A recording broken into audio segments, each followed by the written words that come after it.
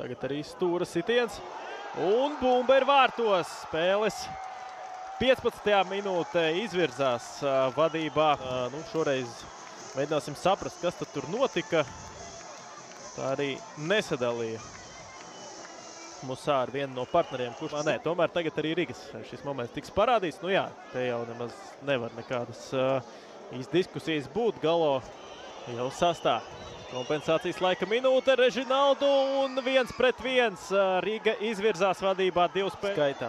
Kas būs tagad jau pie Krišāņa Zviedra vārtiem un pārliknis. Bumba ir vārtos un atkal neizšķirts un piespēle uz kreiso flangu no Parulavas un tālāk Rukhadze. Jau lieliski piespēlēja Sikeira. Tālāk jau Jurkovskis. Jurkovskis pats caurgājienā. Jurkovskis uz labo malu. Bumbu novirs pats dots soda laukumā. Lieliski šoreiz nospēlēja Jurkovskis un Riga atkal ir pusstunda pamatlaikā. Vēl ņemot vērā kompensācijas laiku, bet jāatzīmē, kā nospēlē. Pārliecība jāapliecina.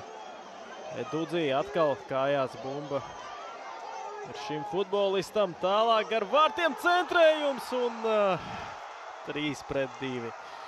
Dilagorī atkal izvirzās vadībā 3. reizi jau šodienas spēlē.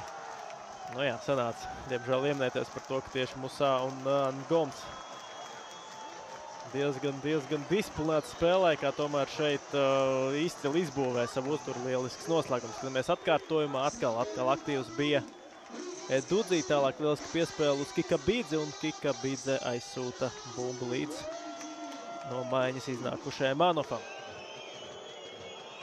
Tomēr Goms un ļoti spēcīgs centrējums. Bumba ir vārtos. Komandas kapteinis Artonis Černomordijs ieved Riga FC kvalifikācijas līgas 3. kārtā Kaspar spēli Gruzijā. Un šobrīd ir pilnīgi izskatās, ka samulsis viss Gruzijas stadions, arī Dilagorī komanda. Un ir vēl laiks, domāju, ka dos vēl laiku. Šeit izlec un tieši